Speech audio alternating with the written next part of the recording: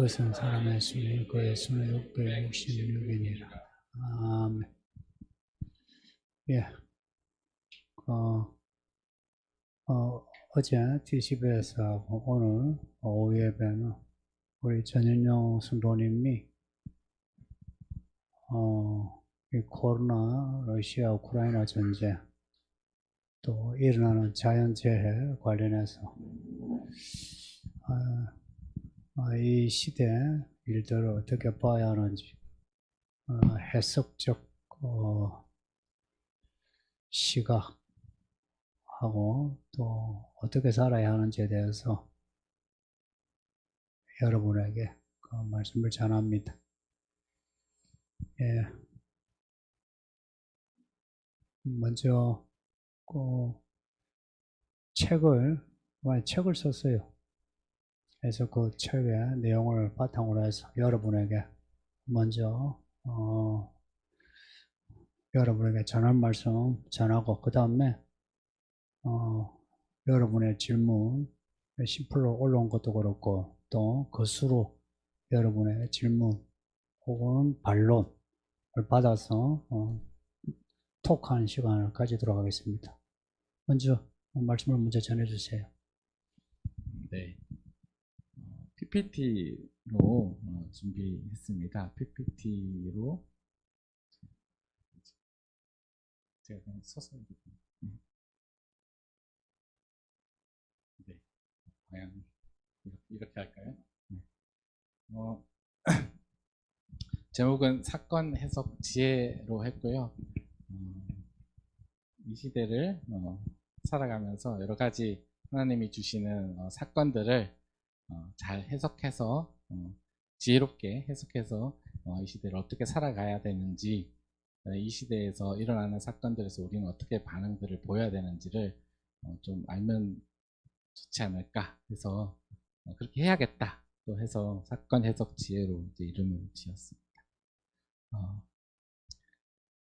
제가 말씀드릴 건 전쟁, 경제위기, 기근, 전염병 이렇게 있는데요. 그 글 쓴 것도 요 내용들을 포함하고 있습니다. 이 외에 요 네 가지 외에도 여러 가지 것들을 좀 또 아실 수 있도록 쓰긴 했는데 시간상 오늘은 요 네 가지에 대해서 어떻게 지금 이런 일들이 일어나고 있는지를 간략하게 좀 말씀드리겠습니다. 예수님께서 제자들이 이렇게 물었습니다. 예수님께 제자들이 마지막 때가 되면은 어떤 일들이 일어납니까? 라고 했을 때 예수님께서 나라와 나라가 서로 대적해서 일어나겠고 기근과 전염병, 경제난들이 생긴다라고 말씀하신 부분이 있어서 요 네 가지로 우리 지금 일어나는 이 사건들이 이 네 가지가 어떻게 일어나는지를 좀 보면 좋을 것 같아가지고 준비를 했습니다. 이 보시고 어느 때에 어느 때쯤 지금 왔구나라는 것을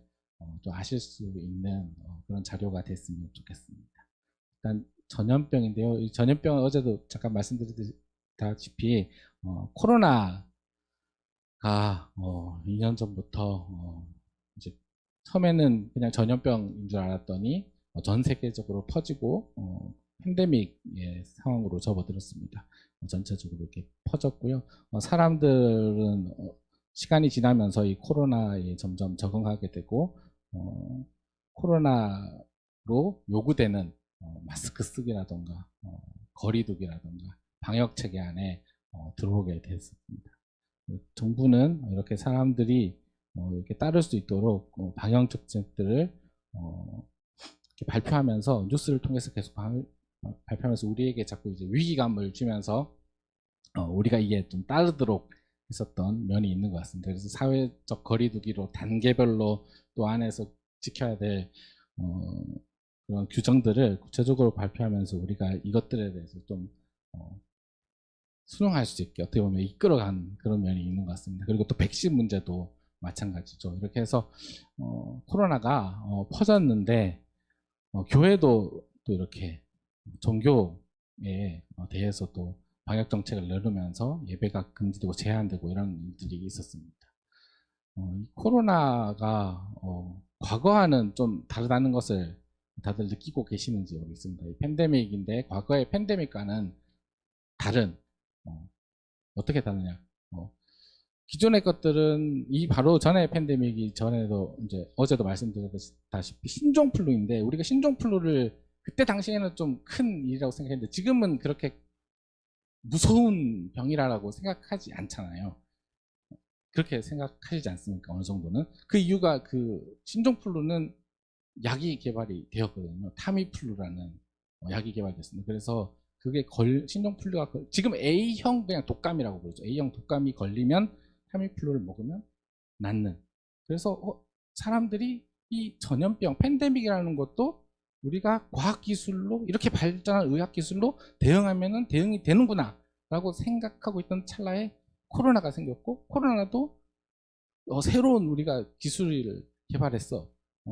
mRNA라는 신기술이 있는데 아직 적용은 안 해봤지만 지금 이때 도입해서 적용하면은 이걸 잡을 수 있을 거야 라고 하면서 도입을 했는데 사람들 생각대로 되지 않고 계속 변종이 일어나면서 아직까지 잡히지 않고 있죠. 이런 면에서 코로나는 기존의 병과 질병과 전염병과 다른 양상을 보이고 있다.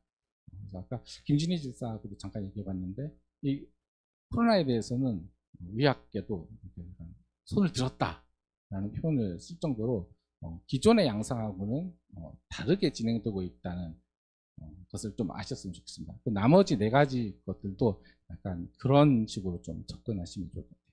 그래서 이걸 넘어가겠습니다.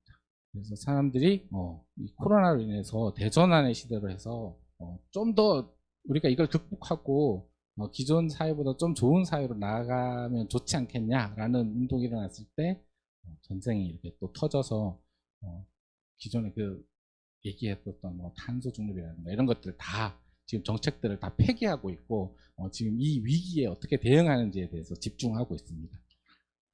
전쟁은 지금 러시아 우크라이나 전쟁 말씀드리는 2월 24일에 아무도 예상하지 올해 2월 24일인데 아무도 예상하지 못한 그러니까 설마 그러겠어 했습니다. 대부분은 예상하지 못한 이 전쟁이 발생을 했습니다. 이 지도인데요. 여기 러시아가 여기 있고요. 우크라이나가 여기 있죠. 혹시 모스크바는 어딘지 알고 계시나요? 모스크바.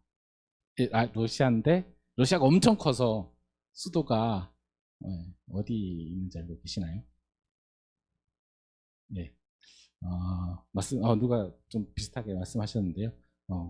되게 우크라이나하고 되게 가깝게 있습니다. 모스크바는 거의 유럽 쪽에 이렇게 붙어 있습니다. 그래서 여기서 지금 수도와 우크라이나 수도는 키예프인데 되게 가까운 곳에서 이렇게 전쟁이 일어난 겁니다. 처음에는 설마 전쟁이 일어나겠어. 여기 모스크바도 가깝고 옆에 유럽도 있고 잘못하면 세계대전으로 확산이 되면은 러시아도 힘들어지기 때문에 전쟁을 못하겠지 라고 했는데 어느 순간 러시아는 이렇게 막 병력들을 집중시키다가 침투를 하게 됐습니다. 그런데 러시아의 생각은 금방 이 전쟁이 끝날 줄 알았는데 사실 그 러시아의 생각도 틀렸던 거죠. 우크라이나가 의외로 잘 버티면서 또 서방 세력들이 적극적 개입은 하지 않는데 이런 첨단 무기들을 제공하면서 우크라이나가 버틸 수 있도록 하고 있습니다. 그래서 전쟁이 금방 끝날 줄 알았는데 끝나지 않고 몇 달 동안 계속 되고 있는 거죠. 이게 뭐 제블린이라는 미사일인데요. 이거 하나는 1억인데 뭐 테크를 잡을 수 있는 그런 신무기라고 합니다. 신무기. 그리고 이 바이든은 이렇게 전쟁 초기에 이렇게 얘기했습니다.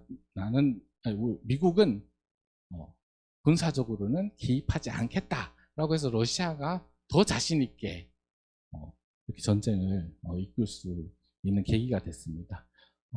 역사적 배경을 잠깐 보면은 원래 여기가 옛날에 키예프 루스라고 해서 우크라이나하고 모스크바 이쪽에 있던 땅에 키예프 루스라는 어떤 나라가 세워졌는데요. 882년에 세워졌습니다. 이 나라가 나중에 우크라이나가 되고 이쪽에 있는 러시아 모스크바 공국이 커져서 러시아 제국이 되어서 같은 역사를 공유하고 있고, 또 각자의 몽골 제국으로 이 키예프 루스가 멸망하는데요. 그 이후에 이제 두 개로 쪼개져서 각자의 이제 길을 갖게 되는데 서로 역사적인 인식은 같은 곳에 기원하고 있습니다. 그래서 그 우크라이나 쪽은 저쪽 폴란드, 리투아니아 쪽으로 많이 지배를 받게 되고 러시아는 러시아대로 강국으로 하게 됐죠. 그러면서 이 러시아로 속해졌다가 뭐 또 독립을 하게 됐다가 그런 과정에서 아픈 기억도 있고 어떤 역사적인 그런 관계 때문에 러시아는 이 땅을 자기네 땅이라고 생각하고 있습니다. 그래서 이걸 찾아야 된다라고 생각하고 있어서 이 전쟁에 대한 생각을 여기를 포기하고 싶지 않아 하는 그런 상황입니다. 그래서 여기를 옛날에 우크라이나가 소련으로부터 독립했을 때 우리는 우크라이나의 독립을 유치하고 침입하지 않겠어라고 해서 이렇게 다 모여가지고 친하게 지내자 이렇게 쉽게 말하면 얘기했었는데 푸틴의 생각은 그렇지 않습니다. 푸틴은 전쟁을 할 때마다 자기의 지지율이 올라가는 것을 권력 유지에 유리하다는 것을 알고 있습니다. 그래서 그 자료에 보시면은 전쟁할 때마다 푸틴의 지지율은 계속 이렇게 내려가다가도 상승하게 됩니다. 그래서 푸틴이 너무 잘 알고 있고 전쟁을 할 때마다 자기 인기가 올라가는 것을 알고 있습니다. 그래서 푸틴은 여러 번 우크라이나를 크림반도나 이런 부분들 침공을 했었는데요. 그때마다 잘 지내자. 그래서 서방의 세력들하고 같이 협약을 해도 지금 이런 야욕을 버리지 못하고 침입을 했던 겁니다. 그리고 러시아가 이렇게 우크라이나를 전쟁을 하고 있는 이유 중에 하나가 옛날에 소련 시절 때 나토가 원래는 요 파란색 진한 파란색 부분이었는데 러시아하고 서로 거리를 유지하겠다. 우리가 서로 만나면 싸울 수 있으니까 거리를 유지하겠다고 했는데 이 나라들이 다 불안한 겁니다. 러시아 같은 옆에 강대국이 있으니까. 그래서 점점 더 나도 나토로 할래라고 하면서 점점 가입을 하면서 이 러시아가 보기에는 자기의 적대국 같은 자기를 대적할 수 있는 상대들이 이 가까이 오고 있어서 불안감을 느끼고 자기와 같은 형제 국가라고 생각하는 이 벨로루시아하고 우크라이나가 이 옆에 최종적으로 완충작용을 해줘야 되는데 우크라이나가 나도 나토를 가입하겠다라고 선언하면서 이래서는 안 되겠다라고 해서 침입을 하게 된 겁니다.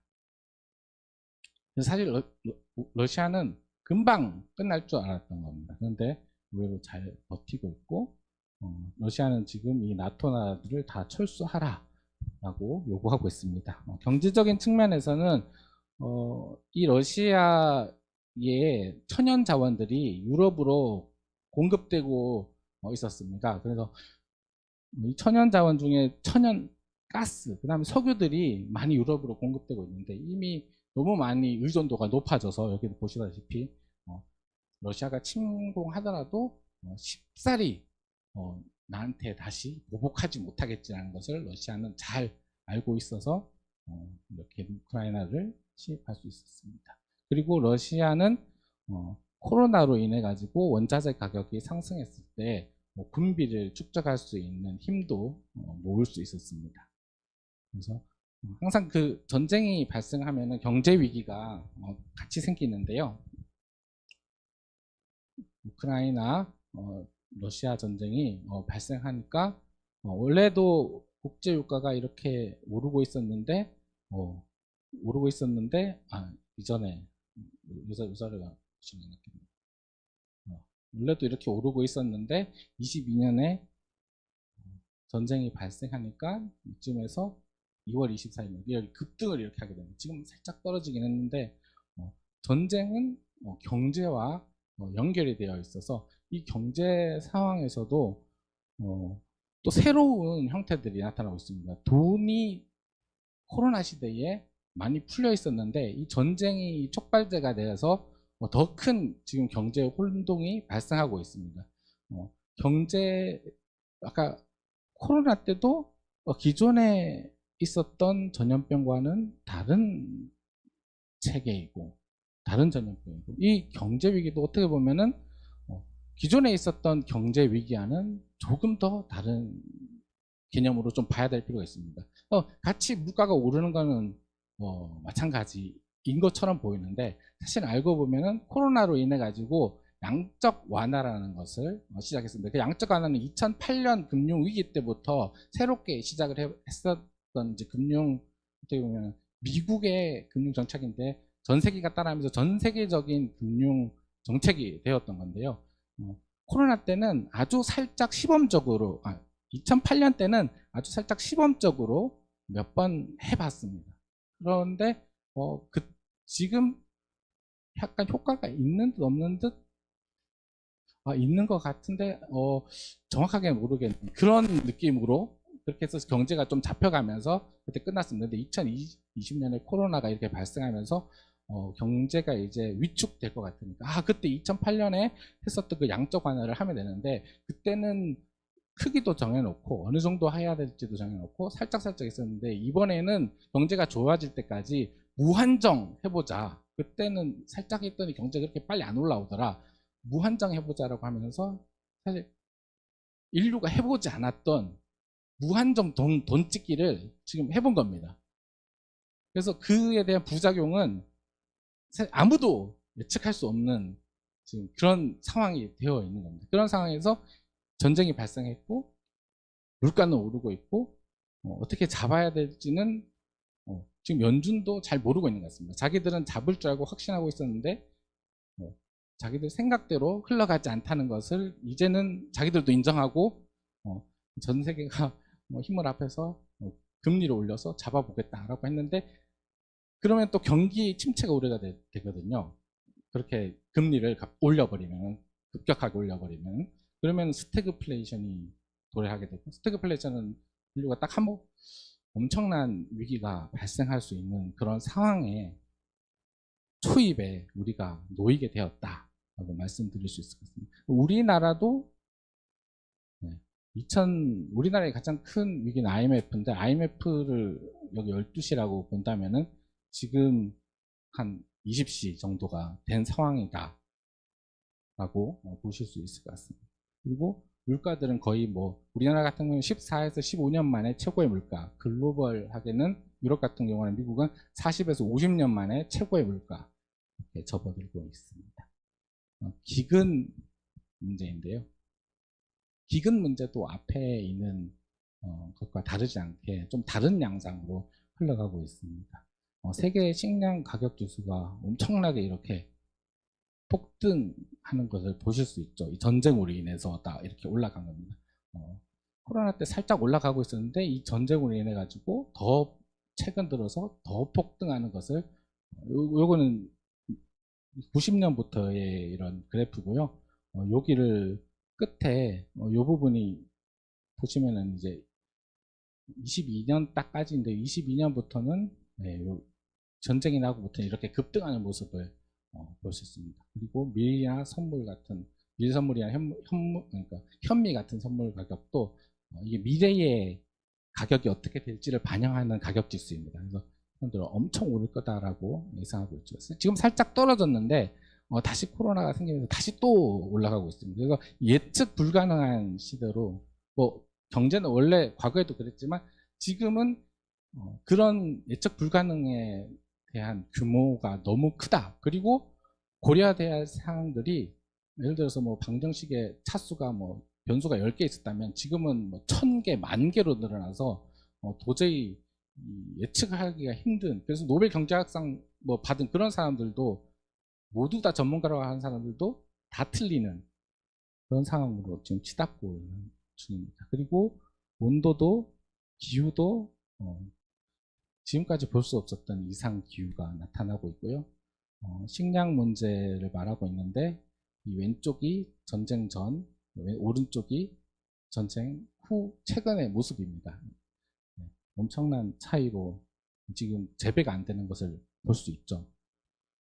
그리고 이것도 2022년 5월 얼마 되지 않은 자료인데요. 유엔에서 식량 프로그램이라는 이런 단체가 있습니다. 여기서 발표한 자료인데 전 세계 식량 위기 보고서 사상 최악의 식량 불안정 해서 기근 인구가 어느 정도 해소가 되어 가는 것처럼 보였었는데 최근에 이런 코로나와 전쟁으로 인해 가지고 사상 최악의 기아, 굶어 죽는 사람들의 인구들이 많이 나올 것으로 예측되고 있다라는 보고서가 또 나왔습니다. 이거는 제가 메뚜기 때 한번 이 러시아에서 일어나는 일이라고 하더라고요. 메뚜기 떼가 나타나면 어떻게 되냐 이걸 잠깐 보여드리고, 네, 그리고 그 앞에 나토 전쟁의 이야기도 다른 양상입니다. 전쟁의 이야기도 다른 양상인 게, 기존에는 어, 이 2차 대전이 가장 큰 전쟁이었죠. 그리고 나서 뭐 2년간의 전쟁이나 이런 것들로 국지전으로 일어났었는데, 이렇게 지금같이 국가 대 국가로, 그리고 또 강대국이 침입하는, 침공하는, 전면전을 하는 경우는 정말 2차 대전 이후로 거의 유례 없이 유례가 드물게 발생한 경우이고요. 그냥 그것도 이제 군사 강국이라고 하는 러시아의 침공인 거고, 주변에는 아까도 나토가 동진했듯이 나토가 옆을 둘러싸고 있습니다. 근데 어떻게 보면 러시아와 우크라이나의 전쟁이 아니라 약간 대리전 느낌의 양상을 띠고 있는데요. 우크라이나가 나토 가입을 희망하고 있는데 러시아가 반대하고 있죠. 근데 만약에 우크라이나가 나토에 가입을 한다, 그러면 나토에 이런 조항이 있습니다. 나토에 있는 국가들도 마찬가지입니다. 옆에 있는 이번 전쟁으로 인해서 위에 있었던 스웨덴하고 핀란드도 원래 중립국이었는데, 상황이 이러니까 나 이제 수백 년, 수십 년간 중립국 하던 것들을 버리고 나 나토 가입할래라고 하면서 나토 신청서를 내서, 아마 그 두 나라들은 통과할 가능성이 되게 큰데요. 그 나토의 국가들이 러시아를 삥 둘러 싸게 됩니다. 그렇게 되면. 그리고 우크라이나까지 만약에 들어가게 된다면은, 나토에 이런 조약이 있습니다. 어떤 국가가 나토 협약국을 침공하게 되면은 자국의 영토를 침공한 것으로 간주하고 전면전으로 대응한다. 이런 조약이 있습니다. 그래서 나토를 가입하려고 하는 건데요. 그러면 만약 우크라이나가 나토 가입이 승인이 된다거나, 아니면 러시아가 좀 더 야욕을 내서 나토 가입국을 침공한다, 그러면은 이제는 3차 세계대전이 일어날 수 있는 그런 상황이 되었다. 그럼 초입이 되었다. 기존의 전쟁하고는 좀 다른 양상입니다. 그래서 전쟁하다가 끝나는 이런 양상이 아니라, 이제는 자칫하면 3차 대전으로 이어질 수 있다. 이런 양상이 됐습니다. 그리고 제가 글에 지도자들에 대해서, 이 5명에 대해서 썼는데요. 세계적으로 지금 좀 권력을 갖고 있다는 이 지도자입니다. 이 지도자의 모습들도 성경에서 말하고 있는 마지막 때에 이 사람들이 딱 짐승이다 이런 게 아니라, 짐승의 모습들, 짐승이 가지고 있는 특성들을 이 사람들이 어느 정도 보이고 있다. 그리고 이 국가들도 이 짐승의 모습들을 보이고 있다라는 겁니다. 자국이 무신하게 되고, 이해관계를 따지고 자기들끼리 기존에 있던 질서를 버리고 자기들끼리 이제 이익에 따라서, 전략에 따라서 움직이게 되고, 또 어떨 때는 그렇게 맺었다가도 나한테 불리하면 다 버리고 나 혼자 잘 살래, 이렇게 되는 상황으로 지금 치닫고 있습니다. 그래서 세상이 과거에도 그렇지만 더 돈과 권력을 따라서 움직이는, 이 마귀가 가지고 움직이는, 마귀하고 너무 밀접하게 관계가 되어 있는 이 돈과 권력에 따라서 움직이는 것들, 이 사람들의 말이나 행동이나 이 전쟁을 대하는 태도, 그 다음에 이 사람들이 자국의 그 여론을, 자기의 인기, 권력 유지를 하기 위해서 어떻게 정책들을 시행하는지를 좀 살펴보시면은, 마지막 때에 저런 모습으로 사람들이 선동당하겠구나 라는 것들을 좀 볼 수 있었던 것 같습니다.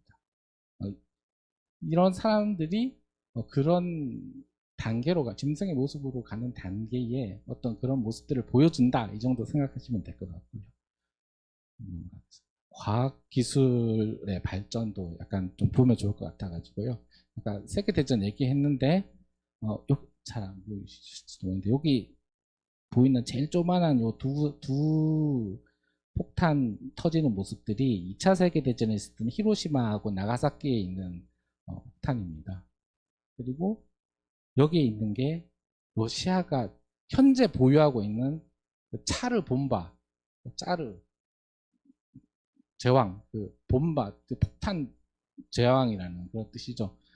이 크기를 한번 비교해서 한 3,500배에서 한 5,000배 정도 된다고 하는데, 이때 하나 터지면 도시 하나가 날아가고 수천만 명씩 피해를 입었었거든요. 근데 이게 터지면은 억 단위의, 억명 단위의 피해가 예상된다고 합니다. 이것들은 전략 핵무기라고, 전술 핵무기와는 다른 개념입니다. 작은 미사일, 아니, 작진 않죠. 이렇게 수천 발씩 갖고 있는 핵탄두들하고 다르게 여기는 대륙간 미사일로 한번 쏘면은 되돌릴 수 없는, 그리고 기존의 방어 미사일 요격 시스템으로 요격이 안 되는, 쏘면은 끝인 그런 핵폭탄인데요. 만드는데도 이거 제가 알기로는 한 달이 안 걸렸던 걸로 알고 있습니다. 근데 지금 만들 기술은 다 있고 만들지 않아서 그런 거지, 그리고 보유는 하고 있고요. 그래서 이렇게 강력한 무기들을 만들 수 있는 과학기술들이 완성되어 있다라는 걸 한번 말씀드리고 싶고, 이건 이제 중국의 모습입니다. 통제사회에 이르게 되면은, 이제 미래가 아니고 현재 중국에서 시행하고 있는 것들입니다. 이렇게 다 넘버링도 되고 진행하는 CCTV마다 해서 스카이넷이라는 프로그램으로 범죄자들을 찾기 위함이다라는 것으로 다 개인정보들을 모집하고 있죠. 중국은 거의 개인정보가 없다고 합니다. 그리고 이 사람은 잘 아시는 그 머스크인데요. 일론 머스크인데, 이 사람은 여러 가지 사업들을 펼치고 있는데 그 중에 하나가 뉴럴링크라는 회사입니다. 그래서 여기 뇌에다가 칩을 이식해서 뇌의 명령으로 컴퓨터로 연결해서 컴퓨터가 움직이게 하는 기술이고, 처음엔 돼지, 그 다음에 원숭이, 현재 이제 사람 검토 단계에 있고요. 이 원숭이까지는 성공해서 원숭이가 여기서 핑퐁 게임을 하고 있는 것들 시연하는 영상입니다. 이 사람이 이 뇌에 이식하는 칩을 개발을 했는데요. 이 칩이 만약에 다른 목적으로 쓰인다면, 이런 것들에 대한 걱정들이, 우려들이 지금 많이 발생하고 있는데, 이 기술은 계속해서 발전을 해서 거의 이제 사람에게 실질적으로 이렇게 쓰고 있는, 요건 뉴럴링크 회사는 아닌데 다른 회사인데, 이렇게도 쓴 1호 사례들도 나오고 있습니다. 이 그러니까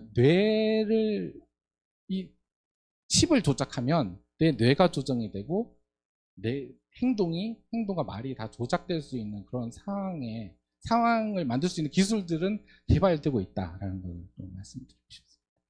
그래서 여기까지 해서 이런 상황들이 마지막 때에 일어날 수 있는 이런 상황들로 나아가는, 확장되는, 가속화되는 단계에 있지 않나 해서 제가 정리를 해서 말씀을 드렸습니다.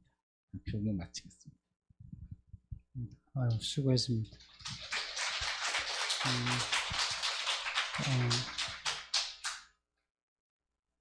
질문도 내가 다 이런데,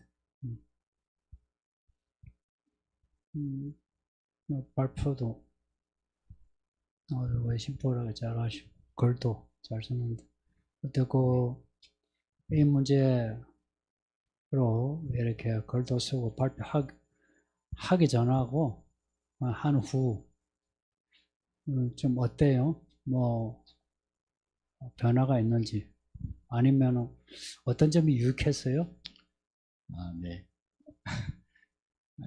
글을 쓰기 전에는 이게 너무 방대하고 어려운 주제여서 잘 쓸 수 있을까 싶은 부담감이 좀 컸는데요.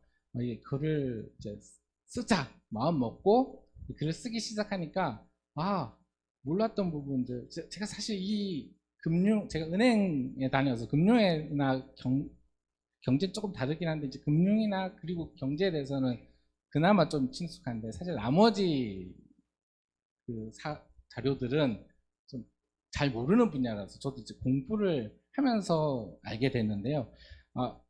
이런 글을 쓰다 보니까 이런 사실들도 이게 알아야겠구나라는 마음이 더 커졌던 것 같습니다. 그래서 공부를 하다 보니까 정리할 내용이 점점 많아지고, 그러다 보니까 양이 많아졌던 것 같습니다. 그래서 글을 써보니까 제가 이 글을 쓰면서 알게 된 것을 다른 사람들에게도 좀 알려주고 싶다는 마음도 생겼던 것 같고요. 그래서 이 성경 공부하고 말씀 가르치고 전하는 일을 해야 되는 게 우리가 해야 되는 일인 것처럼, 이 사건들에 대해서도 공부를 하고 사람들에게 이 사건들을 말씀을 아는 사람들의 시각으로 좀 알려주는 게 필요하지 않나라는 것들을 좀 배울 수 있어서 좋았습니다. 우리 성도들에게 글쓰기에 대해서 한마디 고면을 해주시면. 네. 지금 아까 제목대로 사건을 해석하는 지혜가 필요한 시점인데, 사건들을 우리가 많이 접하고 여기 계신 분들도 많이 알고 계시지만, 제가 써보니까 이 알고 있는 것을 글로 쓰려면은 쉽지 않더라고요. 그래서 정리를 하게 되면서 더 공부를 하게 되고, 그 다음에 이 공부하는 사실들이 성경의 어느 부분에 해당하는지를 또 봐야 되니까 성경을 또 공부를 하게 되고, 그러면서 이 두 가지가 이렇게 연결이 되면서 좀 체계가 잡히는 유익이 있으니, 성도 여러분들도 알던 때 그치시는 게 아니라 글을 쓰시면 좋을 것 같습니다. 많이 써주십시오. 다른 성도들이 많이 볼 수 있도록. 예. 이제 질문을 제가 읽어 드릴게요. 네. 10% 질문 나온 거. 네. 예. 나도 들으면서 질문이 있는데, 시간상 10% 올라온 거 우선해서 질문을 드릴 테니까, 지금 올라온 게 한 8개, 9개예요. 그래서 네. 제가 약간 조정해서 지금 답이 너무 길면 제가 끊을 거예요. 네네. 예. 간단하게 하겠습니다. 한 8개 되니까 시간 배분 잘 하셔서 답을 해주세요. 첫 질문이, 러시아가 우크라이나를 침공한 이후 중 경제적인 측면에서 봤을 때 어떤 이유가 있는 것인지, 그것이 우리에게 미치는 실제적인 영향은 무엇인지, 무엇이 있을까요? 네. 하는 겁니다. 앞에 경제적인 측면은 안 하셔도 될 것 같고, 예. 뒤에 이 전쟁이 우리에게 미치는 실제적인 영향에 예. 대해서 말씀해 주면 될 것 같아요. 네, 알겠습니다. 이 경제적 탐욕으로 인해서 이제 전쟁이 일어나는 것 같습니다. 최근에는. 그래서 세상의 전쟁은 경제 문제와는 이제는 뗄래야 뗄 수가 없는, 전쟁이 일어난다면 꼭 경제와 관련이 되어 있다라고 말씀드릴 수 있을 것 같고요. 그리고 나하고 어떤 관련이 있냐 봤을 때, 지금은 세계가 하나로 경제 시스템이 다 연결이 되어 있습니다.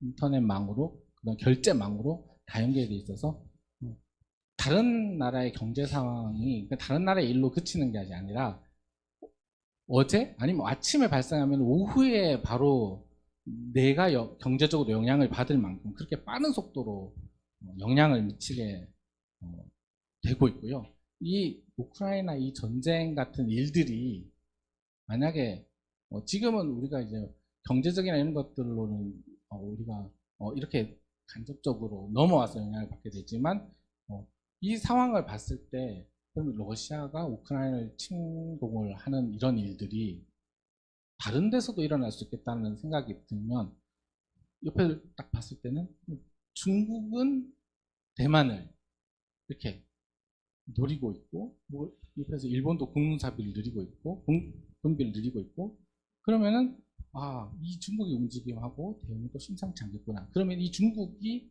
미국하고 미국하고의 지금 경제 문제로 엄청 패권 다툼을 하고 있는데 이 상황에서 우리나라가 엄청 많은 영향을 받게 될 테고 그러면은 이 글로벌한 이 일들이 나의 일상생활, 먹고 사는 문제하고 너무 밀접한 상황이 경제 시스템이 이미 구축이 되었구나. 그리고 그런 큰 전쟁과 연관될 수 있는 큰 경제적인 어떤 문제가 바로 옆에서 발생할 가능성이 커졌구나 이렇게 생각이 듭니다. 집을 사도 될까요? 집이요. 지금 아까 금리 보여드렸는데 또 은행 원이니까 한마디 해줘요. 네.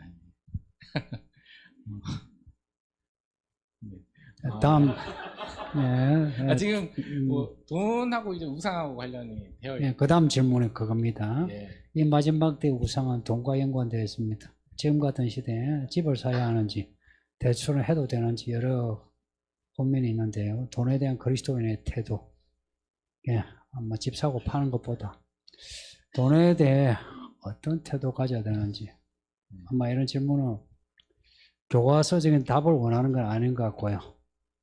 우리 교과서적인 답을 알고 있거든. 그러니까 요 이제 질문은 실제적으로 어떻게 해야 되는지 팁을 줬으면 해요. 이분은 사고 싶은 것 같은데요. 예. 대출도 받고 싶고. 사고 싶어요. 예. 사고 싶고 대출도 받고 싶은데 정말 그 은행원으로서 얘기하면 지금 너무 우려가 크다라고 말씀드릴 수 있을 것 같고. 사면 안 돼요. 네. 지금 아니래요. 한동안 갈 것 같습니다. 고금리가. 그래서 기존에 있는 가계부채도 너무 커진 상황이어서 지금 국가 경제가 약간 위험에 빠져 있는 그런 상황입니다. 너무 지금 금리는 약간 이익의 형평성에 대해서 지금 국가가 저 기획재정부도 계시지만 고려하고 있는 상황입니다. 그 경제를 큰 거시적인 경제를 살리려면 가계부채가 너무 그러니까 가계가 피해를 봐야 되는 입장인데 이거를 어느 쪽에서 밸런싱을 맞춰야 되느냐가 가장 큰 문제인데요. 이거를 맞추기가 웬만한 전문가들도 이제는 쉽지 않은 상황이에요. 이미 우리나라 돈이 많이 불렸기 때문에 쉽지 않은 상황이고 현재는 금리가 당분간 계속 상승할 거기 때문에 아주 좋지 않은 때라고 생각을 합니다. 그러면 대출도 받지 말고 돈이 있어도 집을 안 사야 되냐 이렇게는 또 아니고요. 필요한 사람 그리고 꼭 집을 사야 되는 사람 그리고 내가 이것을 감당할 수 있다 아니면 감당할 은혜를 구한다라고 하는 사람은 또 교과서적인 답변이 됩니다. 그러니까 집 문제는 놔두고 써야 할 돈은 써야 되는 시점이다. 휴가를 가야 되겠는데 휴가 가지 말고 돈을 모을까요? 아니면 휴가 가는 게 좋겠어요? 무조건 휴가를 가야 됩니다. 네. 써야 될 때 써야 되는 시점입니다. 지금. 네. 나중에 이 화폐에 대해서도 좀 썼는데 이 지금 화폐의 가치가 분명히 나중에 그 가치가 될 수가 없습니다. 그래서 지금 누려야 할 것들 누리고 그 안에서 하나님의 은혜를 더 경험하는 것이 이 화폐가 가지고 있는 가치보다 훨씬 더 큰 하나님의 이야기에 우리를 넣게 하는 요소가 될 것 같습니다. 방금 한 이 말은 여러분이 다시 여러분이 들어보세요. 아주 중요한 말씀 했어요. 그 다음 이제 이 내용을 공부하면서 마지막 때 준비해야겠다고 가장 크게 느낀 바 이런 공부를 하고 발표하면서 뭘 준비하면 좋을까 간단하게 이야기해 줬으면 해요. 네, 간단하게. 네. 이 공부를 하면서 말씀을 드리면서 요한계시록의 재난 그리고 지금 제가 봤던 것들이 과거와는 다르게 그러니까 그래서 지금 이게 딱 뭐 언제다라고 말씀을 드리기는 좀 이 때가 감춰져 있으니까 애매하지만 어렵지만 마지막 때로 가면서 이 고난은 더 커질 것은 제가 분명히 이제는 알게 됐는데 공부하면서 더 확실하게 알게 됐는데 그러면은 마지막 때를 위해서 뭘 해야 되냐고 했을 때 그때 그 고난이 나한테 그 두려움이 주어진다면은 그리고 저도 가정이 있으니 가정에게 그런 일들이 일어난다면은 인내할 수 있을 것인지 사로잡힐 자가 사로잡히고 내 가족이 죽고 칼에 죽을 자가 죽게 되었을 때 그때 인내하려면은 지금 준비를 하지 않으면은 늦겠구나라는 것들이 많이 느껴졌습니다. 그래서 하나님이 누구신지를 그때 알아야 인내를 할 수 있지 하나님을 모른다면은 그때는 당연히 인내를 못할 수밖에 없는 두려움을 이길 수 없는 내 능력으로는 이길 수 없겠구나라는 것을 많이 느꼈고요. 그때 하나님을 알려면은 지금부터 하나님에 대해서 알아가야 되는데 그 알아가는데 가장 좋은 방법을 생각했을 때 지금 하나님의 이야기들을 많이 경험을 해야 된다는 것이 많이 느껴졌습니다. 네, 오전 설교를 잘 들으셨네요. 예. 그다음 질문이 많아요. 코로나 이후 각 나라들이 자국의 이익을 우선시하는 경향이 뚜렷해졌다고 합니다. 그렇게 발표했어요. 자국의 이익을 추구하는 것과 마지막 때 나타날 짐승과는 무슨 연관이 있을까요? 네, 자국의 이익들을 다 우선하고 있다는 이제 말씀을 드렸고, 자국의 이익을 우선한다는 것은 이 나라의 방향성을 설정할 때 가장 우선시 되는 것이 돈이라는 겁니다. 돈이 가장 중요한 첫 번째 나와야 되는 가치고 그것들을 내가 정책적 수단으로 국민들을 설득해 가겠다.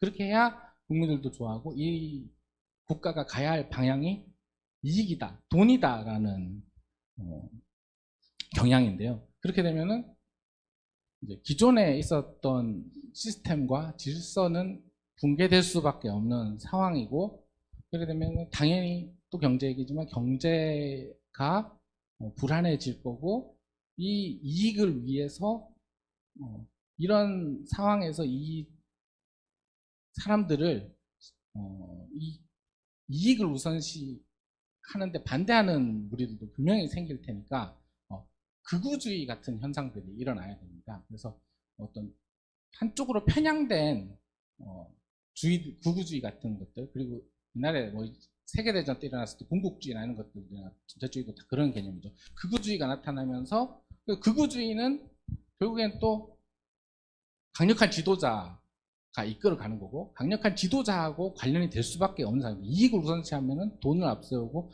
돈을 앞세우기 위해서는 그것을 이끌고 갈 수 있는 극우주의가 나타나죠. 극우주의를 이끄는 리더는 강력한 통제권을 가지고 있는 짐승 같은 사람이 나타나야 되는데 그렇게 흘러갈 수 있는 분위기, 쉬운 분위기가 만들어졌다. 그리고 나의 이익이 우선시 된다면 전쟁도 불사할 수 있는 그런 상황이 됐다라고 볼 수 있을 것 같습니다. 이 질문은 자국 이기주의면 각 나라가 개별적으로 따로 행동할 건데 근데 짐승은 네. 전체 글로벌 체제 속에서 리더로 등장하는데 자국 이기주의 분위기에서 어떻게 이런 짐승이 등장할 수 있겠느냐 하는 그런 자국 질문입니다. 이익 우선주의는 그래서 그 길로 나가기 위한 그때가 이제 마지막에 짐승이 나오는 게 아니라 이렇게 자국 이선주의가 나오면서 질서가 붕괴되어서 모든 사람들이 고난에 빠지게 될 것 같습니다. 그래서 모두 다 경제난을 얻고 모두 다 환란을 겪으냐면은 그 국부주의로 했던 이익을 앞세웠던 자들도 결국에는 이 시스템이 맞지 않다는 것들을 사람들이 자기의 생활이 힘들어지니까 피부로 알게 될 거고요. 그럴 때 짐승이 이 사람들이 짐승이라기보다는 이럴 때 짐승이 등장해서 내가 이 어려운 상황들을 해결해 줄 수 있는 힘과 권력을 나한테 주면은 이 통제 안에 들어오면은 이런 문제들을 해결해 줄 수 있다라고 하면서 등장할 것 같습니다. 그래서 그때가 하나가 될 것 같습니다. 다시. 예, 이건 이제 예측인데 방금 한 말을 여러분이 잘 다시 생각해 보세요. 상당히 심도 깊은 그런 예측입니다. 그 다음 질문이에요. 질문이 많아가지고 정부가 공공의 이익을 위해 통제하고자 할 때 종교, 특히 기독교를 타겟으로 분위기를 만들어가는 합리적인 이유가 있을까요? 합리적인 이유가 교회를 타겟으로 할 수 있는 객관적인 여건이 조성될 수 있을까? 그게 뭘까? 이런 건 질문 같은데. 기독교를 타겟으로 할 수 있는 사회 분위기가 어떻게 형성이 되는지 그거 묻는 것 같아요. 공공의 이익을 위해서 기독교를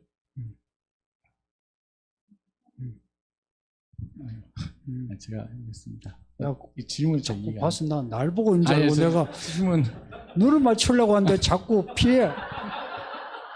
그게 아니고 질문을 다시 내가 한번. 이래야 되겠구만. 네. 자국의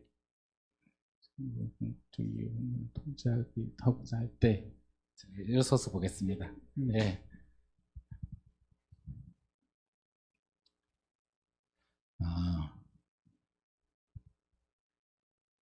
기독교를 타겟으로 했다. 제가 생각했을 때는 정부가 이제 의도적으로 타겟으로 해서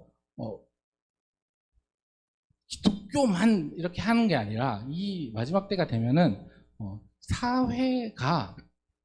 사회에서 하는 정책들이나 어떤 그런 사회에서 주창하는 사상들이 교회와 반대되는 반교회, 반성경적일 수밖에 없게 됩니다. 그래서 그쪽에 권력은 사회나 정부가 갖고 있고 거기서 행사하게 되는 것들이 이미 교회를 타겟으로 했다기보다는 그들의 행동이 그들의 정책이 이미 반교회, 반성경적이기에 그게 교회를 공격할 수밖에 없는 그런 상황이 되는 것 같습니다.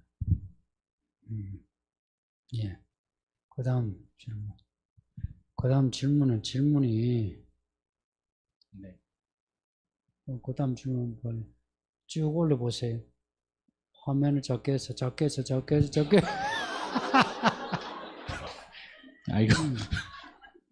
자, 이런 경우 심플로 민폐입니다. 안 보이는데요. 저를 싫어하는 분이 계신 것 같습니다. 질문 이런 것 같아요.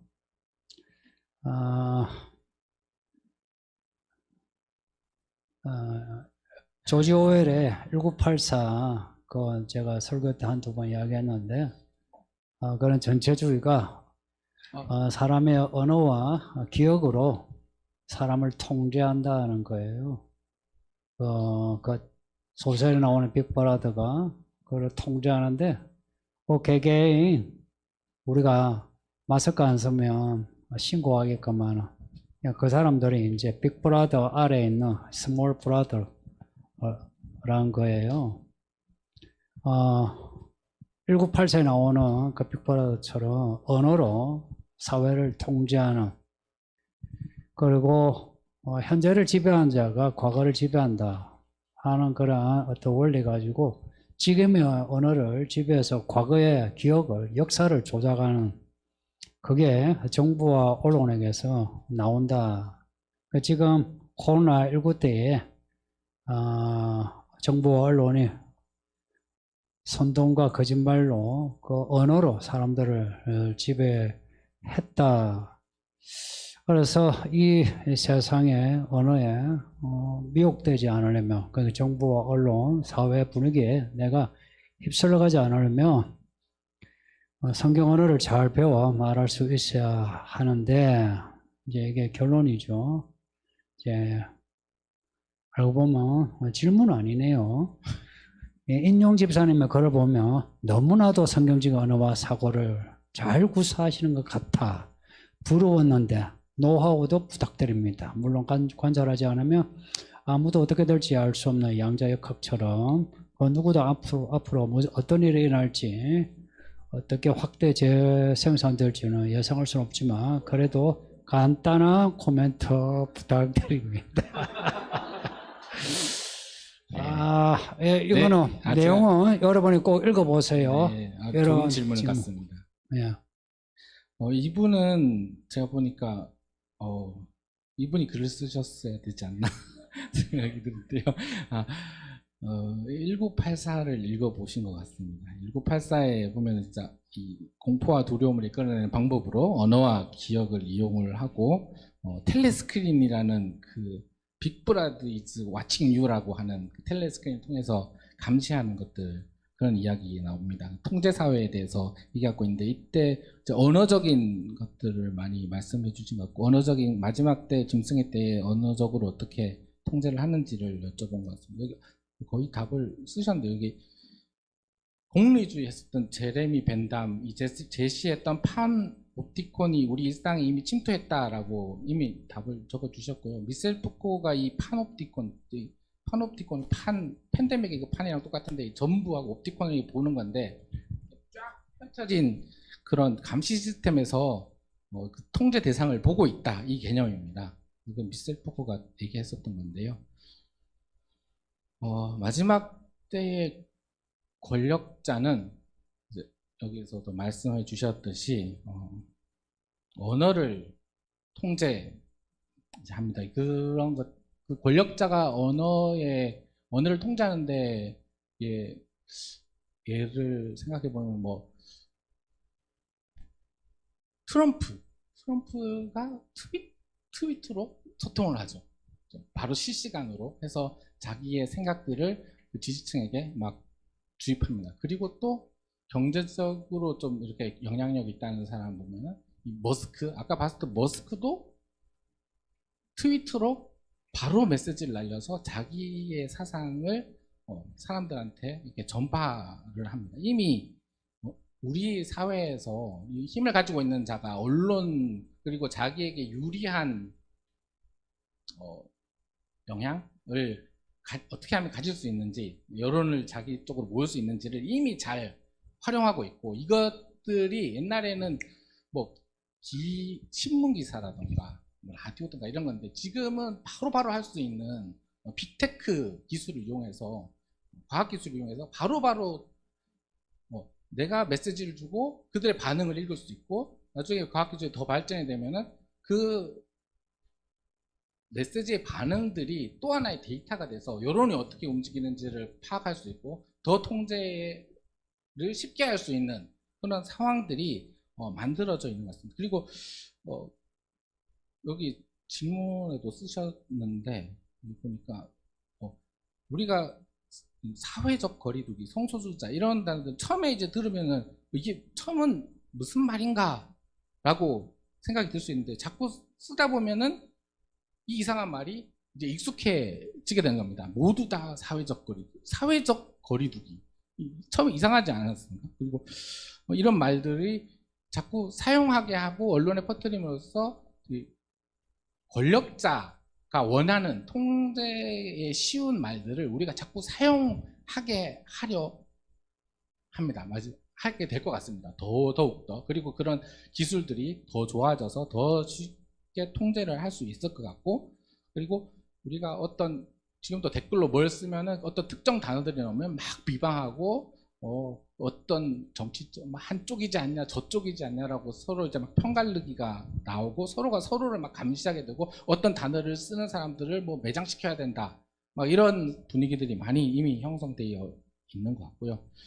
우리는 어떻게 해야 되냐로 하면 이제 그 방향은 짐승의 방향이고 그것들을 따르지 않게 하려면은 성경에서 말하는 방향을 따라갈 수밖에 없고 이제 예수님이 말씀하신 사람이 하나님의 입으로부터 나오는 모든 말씀으로 살아가라, 하나님의 말씀으로 살아가라 라고 하는 것을 말씀드리고 싶고요. 그리고 네, 그 권력자가 이 말들을 우리가 지키려고 하는 말들도 가져가서 해체하고 변형시켜서 그들의 말로 자꾸 바꾸려고 할 때 이 성경의 말들을 단어들을 우리가 그들에 휩쓸리지 않고 지켜내기 위한 우리가 지혜도 있어야 되고 우리가 아까도 글을 쓰는 거 말을 하면서 계속 이제 성경의 단어들을 사용하면서 지켜내야 될 것 같습니다. 그들이 미혹하는 에덴 동산에서 뱀이 했었던 그 말이 우리에게 주는 시사하는 알려주시는 그 말씀이 되게 큰 것 같습니다. 하나님이 말씀하셨던 거에서 살짝 비틀어서 참으로 모든 나무 열매를 다 먹지 말라고 하더냐라고 했던 것처럼 우리가 그렇게 살짝 틀어지는 말들을 주의하면서 이 성경에서 우리에게 알려주시는 그 말씀들을 잘 지켜서 말을 연습을 해야 될 것 같습니다. 그 다음 질문도 길어요. 그 다음 질문은 제가 올리는데도 한참 걸리네. 교과서 배운 대로 세상이 안 돌아간다는 우리나라만 해도 휴전 중이에요. 전쟁 중이에요. 그러면 전쟁에 긴장이 있어야 하는데 긴장이 거의 없는, 또 러시아 우크라이나 전쟁, 중국 대마 뭐 문제에서 불안해하는데 불안하지 않은, 아무렇지 않은 것 같은데 또 알고 보면 불안정한 현실을 살고 있는 우리들이란 거예요. 근데 냄비 안에 깨구리처럼 이런 상황이 계속되면서 어느 땐가 참 생각지 못한 그런 일들이 일어날 건데, 그럼에도 사람들이 자꾸 지금의 상황을 자꾸 안이하게, 안이한 판단으로 괜찮다 하는데, 왜 그런가? 우리 안에 있는 욕망이 현실을 정확하게 파악하는 것보다 미래에 대한 어떤 낙관론을 펼쳐 지금의 내 행동을 변명하는 거죠. 그래서 이제 질문이에요. 내가 지금 듣고 보고 살고 있는 일상이 이게 정상이 아닌데, 우리가 진짜 하늘에 사는 사람처럼 생각하고 말해야 할 것 같은데 왜 잘 되지 않는 건지 간단히 코멘트 해주세요. 간단히. 네.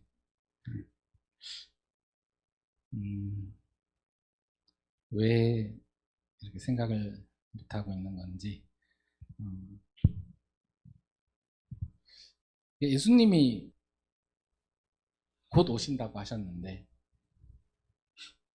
그 곳에 대해서 너무 긴장감이 좀 떨어지게 우리가 생각하고 싶은 그런 마음도, 우리 욕망도 있는 것 같습니다. 근데 이런 상황들을 보면서 예수님이 그 얘기하신 것 중에 그 무화과 나무의 비유를 배워라 말아라 라고 하신 것들이 이분에게, 저라면 이분에게 해드리고 싶은 말인 것 같습니다. 이런 상황들을 공부하고 보면은 그 예수님이 말씀하신 때가 정말 다가오고 있다는 것을 알 수 있으니 무화과 나무 잎을 보듯이 이 세상의 일들을 이 질문자분의 성도분들의 눈으로 한번 내가 잘할 수 있는 부분부터 보면은 조금 보면은 또 이게 왜 일어나지? 다음 걸 또 보고 싶고 그렇게 보다 보면은 예수님이 그 말씀하신 깨어 있으라 라고 하는 부분이 알 수 있을 것 같습니다. 10% 마지막 질문이에요. 짐승아, 실제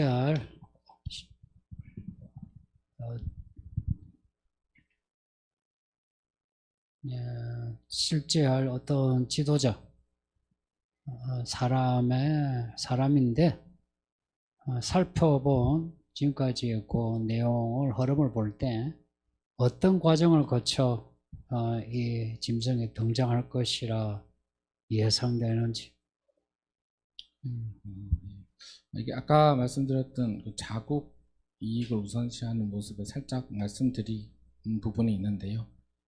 이제 짐승이 등장하는 때는 성경 말씀에서 6번째 나팔 이후에 7번째 때 나팔에서 짐승이 등장하게 되고 그때가 되면은 재난이 최고조로 가장 크게 가중화되어 있는 전 세계가 어려움에 빠지게 되고 성경에 나오듯이 모두 하나님을 비방하는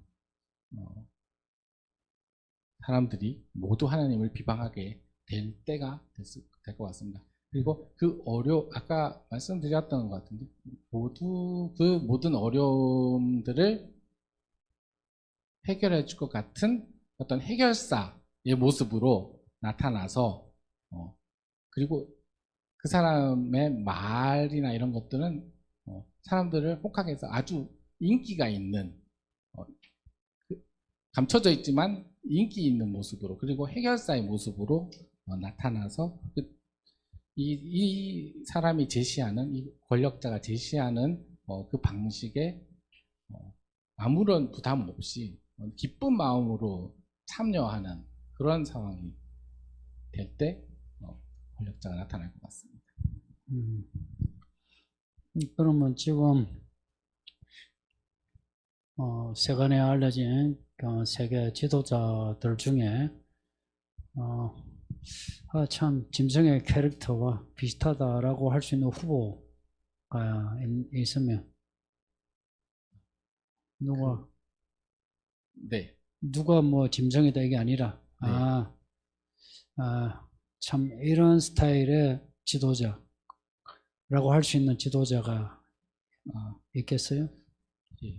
아까 보여드렸던 이제 권력, 이 사람 짐승이다라고 하면 가깝다라고 좀 볼 수 있는 사람이, 그 중에서는 제가 봤을 때는 가장 많은 부분을 쓰기도 했는데 푸틴의 모습인 것 같습니다. 그 푸틴이 짐승의 모습들을 여러 측면들을 갖고 있는데, 일단 비밀스럽다. 이 사람이 사생활 같은 것들이나 이런 것들은 가려져 있고요.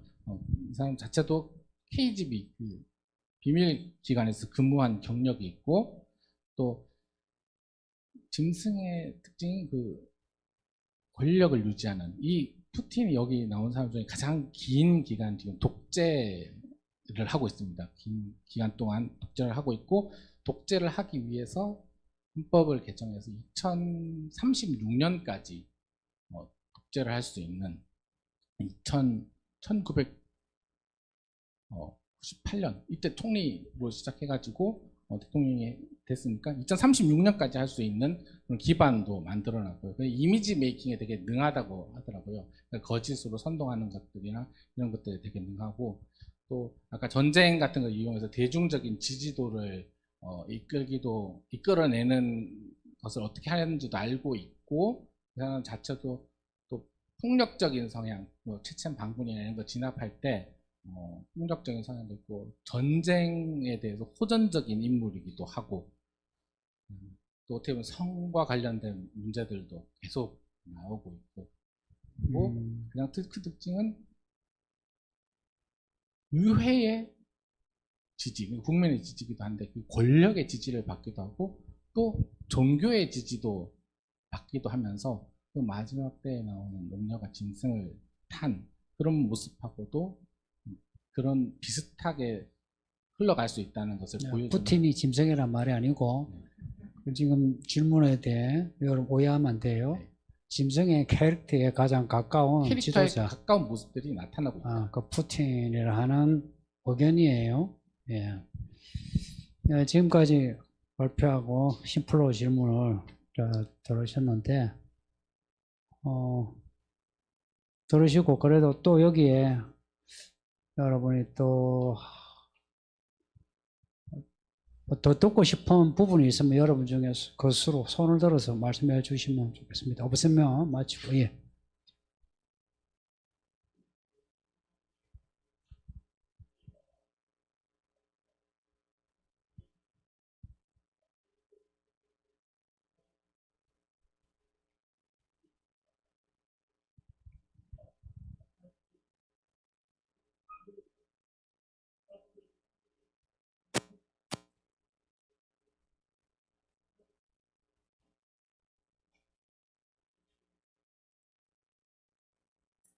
코로나로 우리가 전 지구적으로 북극부터 남극까지 다 겪었기 때문에 전혀 상상하지 못했던 4분의 1, 3분의 1을 우리가 느꼈구나, 겪었구나 해서 우리가 이 나팔 시대를 살아가고 있구나 느끼고 있는데, 방금 말씀하신 짐승의 시대는 좀 요원해 보이는 게 이유가 뭐냐면은, 짐승의 시대는 단일 정문, 단일 언론, 단일 종교가 나타난 걸 배웠고 그게 바로 하나로 되는데, 현재는 분열되고 나누어지는 현상이 있기 때문에 괴리감이 있어 보이고, 제가 대학교 때만 해도 세계는 평평하다, EU 통합, 팍스 아메리카에서 어쩌면 미국이 하나 짐승이 되나? 어쩌면 EU가 짐승이 되나? 이런 생각했는데 지금은 크게는 그렇게 보이지 않습니다. 어떻게 보면은 이 나팔 시대에서 뭔가 좀 멈춰지는 것 같다는 느낌이 지금 설명드리면 오해 아닌 오해가 생기게 되는 것 같습니다. 그래서 이 부분에 대해서는 좀 명확하게 좀 하시는 게 좋을 것 같고, 두 번째 질문은, 그렇다면 우리가 이 나팔 시대를 살아가고 있는데 과연 내년이나 내후년에 나팔 시대? 이 나팔 시대를 예상하고 살아간다고 할 수 있는데, 그렇다면 내년이나 내후년에 코로나가 종식되고 경제가 좋아지고 모든 게 좋아지면 과연 우리는 어떻게 또 이거를 해석하고 살아가야 되는지, 마음의 준비를 어떻게 해야 되는지, 그럼 과연 그런 고민과 걱정과 두려움은 과연 어떻게 이거를 정리하고 넘어가야 되는지도 궁금합니다. 네, 그럴 수 있을 것 같습니다. 그런 것들이 우리의 마음 한켠에서 또 그런 생각들이 또 생길 수 있죠. 저도 이 글을 쓰면서 그런 생각들을 좀 했었습니다. 정말 이게 저도 글을 쓰면서 아까 이제 목사님도 얘기했듯이 이게 제가 의도한 바와 다르게 비춰지지 않을까, 약간 푸틴 얘기를 할 때도 그랬듯이 그런 걱정했었고, 그래서 제가 이 성경을 다시 한번 좀 보면서 이제 답변이 될 수 있을 것 같은데요. 들었던 말씀이 이제 나팔 시대를 얘기하셨는데 조금 시간이 남은 것 같다라고 생각을 해서 우리가 그러면은 너무 과도하게 생각하고 준비하고 오버하고 있는 게 아니냐라고 생각을 할 수는 있어요. 그런데 성경을 제가 보니까 제가 이제 느낀 겁니다. 이제 요한계시록 6장에 보면은 이제 인이 떼지기 시작하는데, 그 인의 시대에 들어왔다는 것은 우리 다 느끼고 있지 않습니까? 그리고 저 전쟁, 기근, 그다음에 경제 위기, 이런 것들이 둘째, 셋째, 넷째인들이 다 그에 대한 이야기입니다. 그리고 다섯째인은 그 순교자의 탄원들, 하나님 예수님에 대해서 얘기하는 이야기가 나오고, 그리고 나서 나오는 부분들이 여섯째에 다시 재앙의 이야기가 이제 나오고, 7장에 인치심을 받는 14만 4천 이야기가 이제 나오는데요. 그 나오기 전에 보면 내용을 보면 특별한 부분이 있습니다. 이렇게 나옵니다. 우리가 하나님의 종들에게 종들의 이마에 인치기까지 그 바다나 나무를 해하지 말라. 잠깐 멈추고 있으라고 합니다. 지금 그러니까 인칠 때라는 거죠. 네, 인칠 때인데 그러면은 인치고 있는 상황이 언제까지 이어질 거냐? 그럼 우리에게 주어진 시간은 언제까지 있느냐를 이제 생각을 해보면 그러면 그리고 나서는 이제 뒤에 14만 4천의 이야기가 나오고 그다음 8장에 보면은 이제 여섯 번째 인까지 하고 이제 나팔의 이야기가 시작이 되는데요.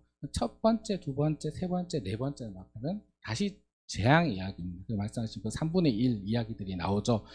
그 일들이 일어났냐? 3분의 1 해가 없어졌냐? 라고 하면은 조금 그런 생각이 들 수 있잖아요. 그러면 그때 준비하면 되지 않겠냐라고 했는데 그 시간이 이제 많지 않다는 거예요. 다섯 번째 나파 이 사건이 중첩적이라는 것을 알게 되면은 이것들이 한 번에 올 수 있는 거예요. 아까 잠깐 멈춰라 하고 이 일들이 한 번에 올 수 있고, 그리고 다섯 번째는 황충이 나옵니다. 황충이 나오는데 인침 받지 않은 자들을 골라서 해야 하는 거예요. 그때는 그러면 인침이 끝났다는 얘기입니다. 그리고 나서는 바로 짐승이 뒤에 곧바로 이렇게 나오게 돼요. 그 다음에 그 이야기 10장의 이야기가 휴거하고 관련되어 있으면 이미 다 인침을 받고 정해져서 환란에 나올 자들은 나오고 휴거될 사람은 휴거되는, 그때는 결론이 일어나고 있고, 그리고 특별하게 여섯째 나팔째에 이 부분이 등장합니다. 회개하지 아니하더라, 못하더라. 이때는 회개하기가 너무 힘든 상황이에요. 그러면 우리에게 주어진 시간은 언제냐? 딱 그 2인, 아까 끝났을 때 네 번째 2인까지 그 기간과 요 황충이 나오기 전에, 이 재앙이 닥치기 전에 요 시간이 우리에게 남았는데, 그럼 이게 얼마만큼의 우리에게 주어진 시간이냐? 중첩이라는 걸 우리가 배웠고 중첩의 개념을 알고 있다면은 정말 짧은 시간 밖에 남지 않았다 라고 저는 생각이 들었고, 이 부분을 강조해서 말씀드리고 싶습니다. 네. 박수.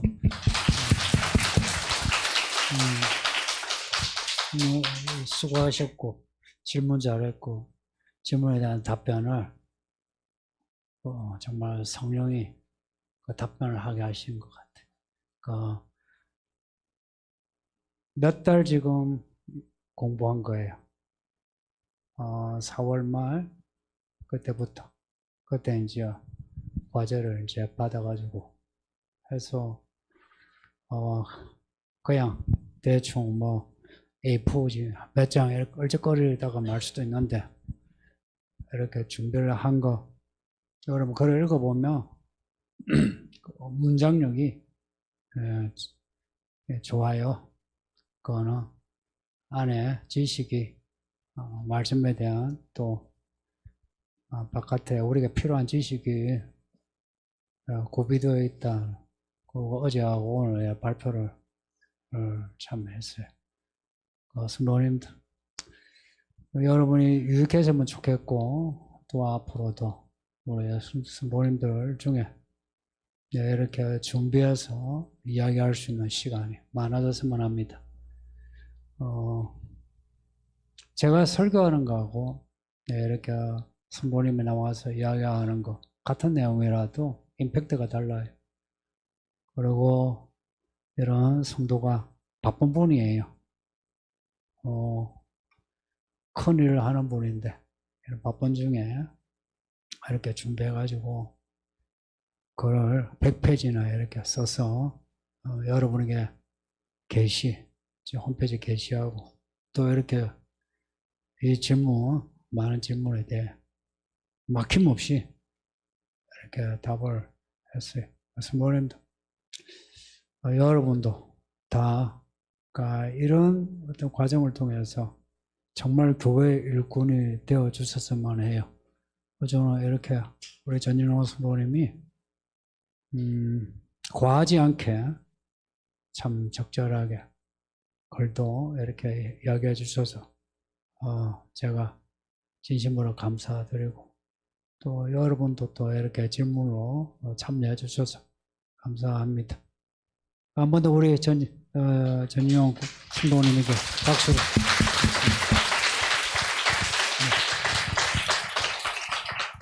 예, 마치는 기도 제가 하도록 하겠습니다.